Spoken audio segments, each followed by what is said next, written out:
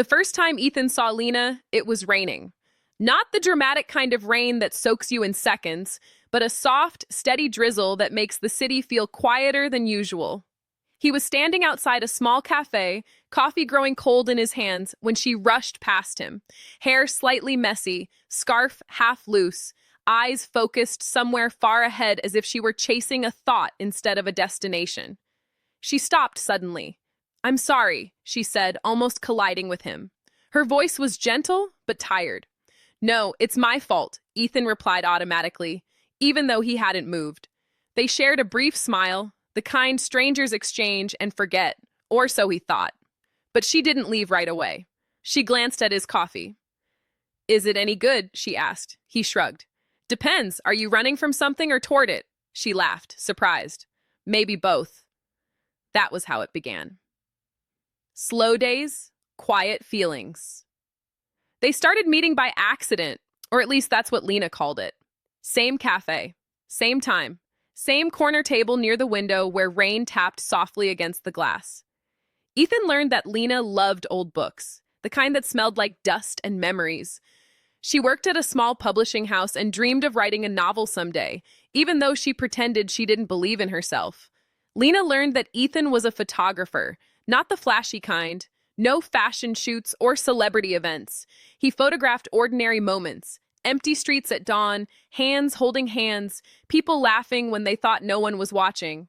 "You capture things people don't notice," she once said, "because the most important things are quiet," he replied. Something shifted between them after that. The things they didn't say. Weeks turned into months. They talked about everything except the one thing that mattered. Ethan wanted to tell her how her presence felt like home. Calm, warm, safe, how the world felt softer when she smiled at him. But he had been in love before, and love had taught him how painful endings could be.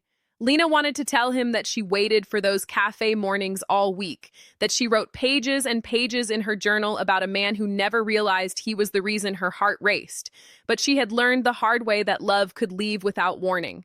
So they stayed quiet, and silence, when stretched too long, becomes dangerous. The night everything almost ended. One evening, Lena didn't show up. The next day, she didn't either. On the third day, Ethan found her note waiting on the cafe table. "I'm moving to another city. I didn't know how to say goodbye. I'm sorry." His chest tightened. That night, rain fell again, heavier this time. Ethan grabbed his camera and ran, not knowing exactly where he was going, only knowing he couldn't let the story end like this.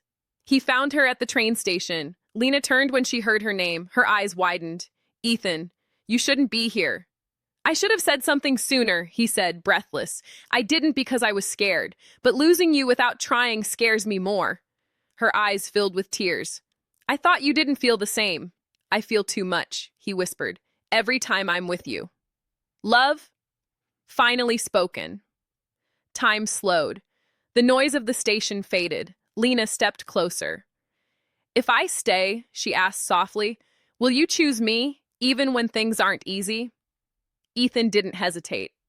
"I choose you in the easy moments, and I choose you in the hard ones. Every day." She smiled through tears.